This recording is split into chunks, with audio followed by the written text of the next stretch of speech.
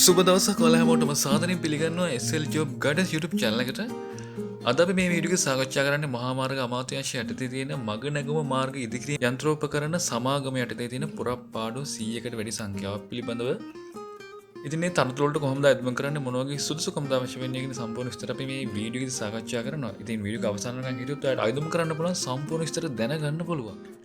අපේ channel එකත් එක්ක ඔයා දිගටම එකතු හිටියත් නවතම රැකියා අවස්ථා පිළිබඳ තොරතුරු වලට ඉක්මනින්ම දැනගන්න පුළුවන්. අපේ channel එකට අලුත් කෙනෙක් නම් අනිවාර්යයෙන්ම subscribe කරලා ඊට හැපැති notification bell එක නිකන් all කරලා තියාගන්න. අපි නවතම පුරප්පාඩුවක වීඩියෝ එකක් අරගෙන ආපු ගමන් ඒ notification එක ඔයාගේ ළඟටම ගෙන්න ගන්න පුළුවන්. ඉතින් තවමත් අයදුම් කරන්න පුළුවන් රැකියා අවස්ථා බොහොමයක් පිළිබඳව අපේ channel එකේ අපි කතා කරලා තියෙනවා. මෙන්න මේ වීඩියෝ ලිස්ට් එකට ගියොත් ඔයාට තවත් අයදුම් කරන්න පුළුවන් රැකියා අවස්ථාවක තොරතුරු දැනගන්න පුළුවන්. ඉතින් අද අපි මේ වීඩියෝ එකේ සාකච්ඡා කරන්නේ මග නැගුම මාර්ග ඉදිකිරීම යන්ත්‍රෝපකරණ සමාගම යටතේ තියෙන තනතුරු පුරප්පාඩු විශාල ප්‍රමාණයක් සඳහන් වෙනවා. අපි එකින් එක සාකච්ඡා කරනවා කොහොමද අයදුම් කරන්න කියලා. මෙම නිවේදනයේ උඩින්ම සඳහන් කරලා තියෙනවා මග නැගුම මාර්ග ඉදිකිරීම යන්ත්‍රෝපකරණ සමාගම මාර්ග හා මහා මාර්ග අමාත්‍යාංශය යටතේ පාලනය වන දිවයිනේ ප්‍රමුඛතම මාර්ග ඉදිකිරීම සමාගමක් වන අතර එහි පහත තනතුරු සඳහා සුදුසුකම්ලත් ශ්‍රී ලංකා පුරවැසියන්ගේ අයදුම්පත් කැඳවන බව තමයි මෙම නිවේදනයේ මුලින්ම සඳහන් කරලා තියෙන්නේ. පළවෙනි තනතුර තමයි සිවිල් ඉංජිනේරු තනතුරු සංඛ්‍යාව 7ක් විදිහට සඳහන් කරලා තියෙනවා. අවශ්‍ය සුදුසුකම් යටතේ සඳහන් කරලා තියෙනවා විශ්වවිද්‍යාල ප්‍රතිපාදන කොමිෂන් සභාව විසින් පිළිගන්නා ලද සිවිල් ඉංජිනේරු විද්‍යාව පිළිබඳ උපාධියක් හෝ ඒ හා සමාන සුදුසුකම සමග මහා මාර්ග ඉදිකිරීම හා නඩත්තු කිරීම පිළිබඳ වසර 3ක සේවා පළපුරුද්දක් අවශ්‍ය බව සඳහන් කරලා තියෙනවා. එසේත් නැතිනම් සිවිල් ඉංජිනේරු විද්‍යා තාක්ෂණය පිළිබඳ ජාතික ඩිප්ලෝමා පාඨමාලාව හෝ එහා සමාන සුදුසුකම සමග මහා මාර්ග ඉදිකිරීම හා නඩත්තු කිරීම පිළිබඳ පශ්චාත් සුදුසුකම සහිත වසර 8ක සේවා පළපුරුද්දක් අවශ්‍ය බව සඳහන් කරලා තියෙනවා. ඊළඟ තනතුර තමයි යාන්ත්‍රික ඉංජිනේරු තනතුරු සංඛ්‍යාව 4ක් විදිහට සඳහන් කරලා තියෙනවා. අවශ්‍ය සුදුසුකම් යටතේ සඳහන් කරලා තියෙන විශ්වවිද්‍යාල ප්‍රතිපාදන කොමිෂන් සභාව යටතේ පිළිගත් විශ්වවිද්‍යාලයකින් යාන්ත්‍රික ඉංජිනේරු විද්‍යාව පිළිබඳ උපාධියක් හෝ එහා සමාන සුදුසුකම සමග රථවාහන බර යන්ත්‍රෝපකරණ පෙරමුසු අංගන ගල් ඇඹුරුම් යන්ත්‍රාගාරයන්හි නඩත්තු කටයුතු පිළිබඳ වසර 3ක සේවා පළපුරුද්ද අවශ්‍ය බව සඳහන් කරලා තියෙනවා. එසේත් නැතිනම් යාන්ත්‍රික ඉංජිනේරු විද්‍යා තාක්ෂණ පිළිබඳ ජාතික ඩිප්ලෝමා පාඨමාලාව හෝ ඒ හා සමාන සුදුසුකම සමග රථවාහන බර යන්ත්‍රෝපකරණ පෙරමුසු අංගන ගල් ඇඹුරුම් යන්ත්‍රාගාරයන්හි නඩත්තු කටයුතු පිළිබඳ පශ්චාත් සුදුසුකම සහිත වසර 8ක සේවා පළපුරුද්ද අවශ්‍ය බව සඳහන් කරලා තියෙනවා. ඊළඟ තනතුර තමයි කැණීම් ඉංජිනේරු තනතුරු සංඛ්‍යාව 1ක් විදිහට සඳහන් කරලා තියෙනවා. සුදුසුකම් යටතේ විශ්වවිද්‍යාල ප්‍රතිපාදන කොමිෂන් සභාව යටතේ පිළිගත් විශ්වවිද්‍යාලයක කැණීම් ඉංජිනේරු විද්‍යාව පිළිබඳ උපාධිය හෝ ඒ හා සමාන සුදුසුකම සමග ඒ ශ්‍රේණියේ ගල් වැඩපළක් ක්‍රියාත්මක කිරීම පිළිබඳව වන කැණීම් බලපත්‍රයක් සහිතව වසර 3ක සේවා පළපුරුද්දක් අවශ්‍ය බව සඳහන් කරලා තියෙනවා. ඊළඟ තනතුර තමයි නඩත්තු හා සුරක්ෂණ නිලධාරී තනතුරු සංඛ්‍යාව 1ක් විදිහට සඳහන් කරලා තියෙනවා. අවශ්‍ය සුදුසුකම් යටතේ දක්වලා තියෙනවා තාක්ෂණික විද්‍යාලයෙහි ජාතික තාක්ෂණික සහතික පත්‍ර පාඨමාලාව සිවිල් යාන්ත්‍රික විදුලි කියන ශේෂ්ත්‍රයන්ට අදාළව සහතික පත්‍ර පාඨමාලාව හදාරා තිබීම අවශ්‍ය වෙනවා. මේ සමගම වසර 10ක සේවා පළපුරුද්දක් අවශ්‍ය බව සඳහන් කරලා තියෙනවා. ඒ වගේම පරිශ්‍රව නඩත්තු කටයුතු, විදුලි ස්ථාපන කටයුතු, ගිනි සහ ආරක්ෂණ කටයුතු, වායු සමීකරණ පද්ධති සම්බන්ධ කටයුතු හා අභ්‍යන්තර දුරකථන සංනිවේදන පද්ධති සම්බන්ධ කටයුතු යනාදී නඩත්තු කටයුතු පිළිබඳ දැනුම හා ආරක්ෂණ රෙගුලාසි හා කර්මාන්තශාලා ආඥා පනතේ අඩංගු කරුණු සම්බන්ධයෙන් මනා දැනුමක් සහ පළපුරුද්දක් සහිත වීම අවශ්‍ය බව සඳහන් කරලා තියෙනවා. ප්‍රමාණ සමීක්ෂක දෙවන ශ්‍රේණියේ තනතුරු සංඛ්‍යාව 6ක් විදිහට සඳහන් කරලා තියෙනවා. අවශ්‍ය සුදුසුකම් යටතේ දක්වලා තියෙනවා තාක්ෂණික විද්‍යාලයේ ජාතික තාක්ෂණික සහතික පත්‍ර පාඨමාලාව ප්‍රමාණ සමීක්ෂණ පාඨමාලාව හදාරා තිබීම සහ අදාළ ශාස්ත්‍රීය වසර 10ක පළපුරුද්ද අවශ්‍ය බව සඳහන් කරලා තියෙනවා. ඊළඟ තනතුර තමයි සැලසුම් ශිල්පී 4 වන ශ්‍රේණිය. තනතුරු සංඛ්‍යාව 3ක් විදිහට සඳහන් කරලා තියෙනවා. අවශ්‍ය සුදුසුකම් යටතේ දක්වලා තියෙනවා. සැලසුම් ශිල්පී පිළිබඳ පුහුණු සහතික පත්‍රලාභියෙක් වීම හා ඒ හා සමාන සුදුසුකමක් සමග සැලසුම් ශිල්පියෙකු ලෙස වසර 3ක පළපුරුද්ද අවශ්‍ය බව සඳහන් කරලා තියෙනවා. කාර්මික නිලධාරී සිවිල් යාන්ත්‍රික විදුලි තනතුරු සංඛ්‍යාව 23ක් විදිහට සඳහන් කරලා තියෙනවා. අවශ්‍ය සුදුසුකම් යටතේ දක්වලා තියෙනවා තාක්ෂණික විද්‍යාලයේ ජාතික තාක්ෂණික සහතික පත්‍ර පාඨමාලාව සිවිල් යාන්ත්‍රික විදුලි කියන ශාස්ත්‍රයන්ට අදාළව පාඨමාලාව හදාරා තිබීම අවශ්‍ය වෙනවා.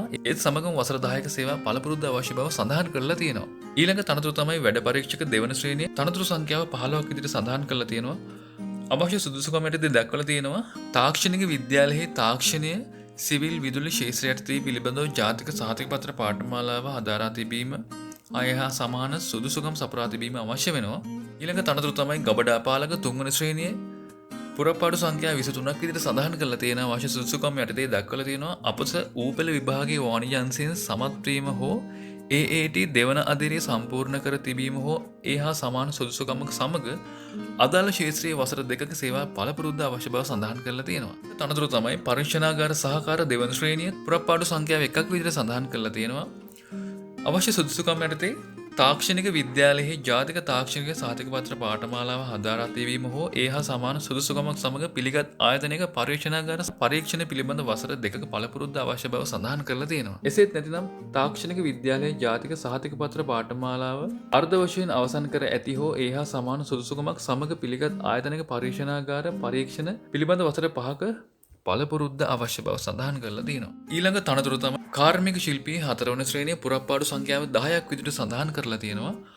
අවශ්‍ය සුදුසුකම් යටතේ දක්වලා තියෙනවා සාමාන්‍ය පෙළ සමත් සහ ශාස්ත්‍රයට අදාළව ජාතික ආධුනිකත්ව සහ කාර්මික පුහුණු කිරීමේ අධිකාරියෙහි එක් අවුරුදු පූර්ණකාලීන පාඨමාලාව සම්පූර්ණ කර තිබීම හෝ ජාතික වෘත්තීය නිපුණතා මට්ටම 4 වන අදියර සාර්ථකව අවසන් කර තිබීම හෝ ඒ හා සමාන සුදුසුකමක් සපුරා තිබීම සමග පිළිගත් ආයතනයක ක්ෂේත්‍රයේ වසර 2ක සේවා පළපුරුද්ද අවශ්‍ය බව සඳහන් කරලා තියෙනවා.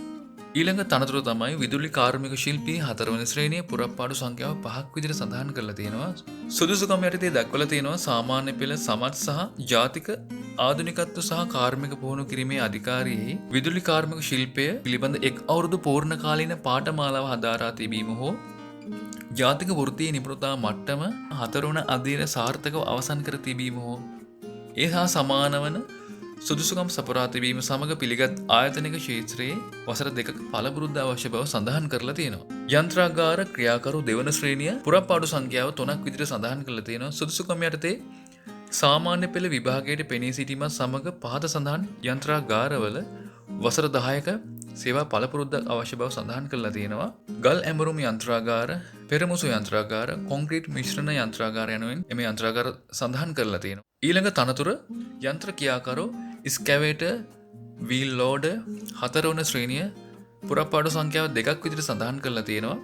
සුදුසුකම් යටතේ 8 වන ශ්‍රේණිය සමත් සහ මග නැගුම මාර්ග ඉදිකිරීම යන්ත්‍රෝපකරණ සමාගමේ හෝ ICTAD හෝ පිළිගත් ආයතනයකින් ඉදිකිරීම යන්ත්‍රෝපකරණ පුහුණු සහතික පත්‍රයක් ලබා තිබීම අවශ්‍ය වෙනවා. ඒත් සමගම ස්කැවේටර් හෝ වීල් ලෝඩර් යන්ත්‍රෝපකරණ ක්‍රියා කරවීමේ හැකියාව සහිත වීම අවශ්‍ය වෙනවා. ඒත් සමගම මෝටර් රථ ප්‍රවාහන දෙපාර්තමේන්තුව මගින් නිකුත් කරන ලද බර වාහන යන්ත්‍රෝපකරණ පන්තියට අදාළව රියදුරු බලපත්‍රයක් සහ පිළිගත් ආයතනයක අදාළ ක්ෂේත්‍රයේ වසර 4ක සේවා පළපුරුද්ද අවශ්‍ය බව සඳහන් කරලා තියෙනවා. ඊළඟ තනතුර පෑසුම්කරු 4 වන ශ්‍රේණිය පුරපාඩු සංඛ්‍යාව 2ක් විදිහට සඳහන් කරලා තියෙනවා. සුදුසුකම් යටතේ 8 වන ශ්‍රේණිය සමත් සහ විදුලි කාර්මික ශිල්පයේ සහ ගෑස් වැද්දුම් ශිල්පයේ පිළිබඳ පූර්ණකාලීන වශයෙන් ජාතික ආධුනිකත්ව සහ කාර්මික පුහුණු කිරීමේ අධිකාරියෙහි හෝ ජාතික වෘත්තීය නිපුණතාව 4 වන මට්ටම සාර්ථකව අවසන් කර තිබීම හෝ ඒ හා සමාන සුදුසුකම් සපුරා තිබීම සමග පිළිගත් ආයතනයක අදාළ ක්ෂේත්‍රයේ වසර 4ක පළපුරුද්දක් අවශ්‍ය බව සඳහන් කරලා තියෙනවා. ඒ වගේම විශේෂ සඳහනක් දක්වලා තියෙනවා කාර්මික ශිල්පී, විදුලි කාර්මික ශිල්පී, යන්ත්‍ර ක්‍රියාකරු සහ පෑසුම්කරු යන තනතුරු සඳහා අයදුම් කරන්නන් ආයතනය මගින් පවත්වන ප්‍රායෝගික පරීක්ෂණය සමත් විය යුතු යනුවෙන් සඳහන් කරලා තියෙනවා. මේ සියලුම තනතුරු වලට අදාළව අයදුම් කිරීමේ විස්තර සඳහන් කරලා තියෙනවා. මේ සියලුම තනතුරු වලට වයස අවුරුදු 45ට අඩු ඕනම කෙනෙකුට අයදුම් කිරීමේ අවස්ථාව තියෙනවා. අයදුම්පත් යොමු කිරීමේ පිළිවෙල සඳහන් කරලා තියෙනවා. ඔබගේ විස්තරාත්මක අයදුම්පත් 2021 ජූලි මාසයේ 29 වන දිනට පෙර පහත ලිපිනයට යොමු කරන්න යන සඳහන් කරලා තියෙනවා. අයදුම්පත බහලන කවරේ වම්පස ඉහළ කෙළවරේ අදාළ තනතුරු සඳහන් කරන්න කියලා දක්වලා තියෙනවා. ඉතින් මේ සඳහා වන අයදුම් පත්‍රයක් ඩිස්ක්‍රිප්ෂන් එකේ ලින්ක් එකෙන් දාලා දෙනවට ඩවුන්ලෝඩ් කරගෙන මේ අවස්ථාව තියෙනවා. ඔබගේ අයදුම් පතේ යවිතු ලිපිනය සඳහන් කරලා තියෙනවා සාමාන්‍ය අධිකාරී මග නැගුම මාර්ග ඉදිකිරීමේ යන්ත්‍රෝපකරණ සමාගම නම්බර 81 4 නවනුගේ පාර පෑලියගොඩ කැලණි කියන මෙම ලිපිනයට තමයි ඔබගේ අයදුම් පත යොමු කිරීමට අවශ්‍ය වෙන්නේ. ඉතින් වැඩිදුර විස්තර ඔබට මෙම දුරකථන අංකයට කතා කරලා දැනගැනීමේ අවස්ථාවක් තියෙනවා 0111 29යි 14යි 121. ඒ වගේම විද්‍යුත් ලිපිනය සඳහන් කරලා තියෙනවා. මගින් ඔබට තොරතුරු දෙනෙමිනේ අවස්ථාව තියෙනවා. ඉතින් මම හිතනවා මේ වීඩියෝ එකට ගොඩක් වැදගත් වෙන්නේ නැති කියලා. සුදුසුකම් තියෙනවා නම් අනිවාර්යයෙන්ම මේ තනතුරු වලට අයදුම් කරන්න. මේ වගේම තවත් වැදගත් වීඩියෝ එකක් කරන් අපි ඉක්මනටම හමු වෙමු. සුබ දවසක් හැම දිනාටම.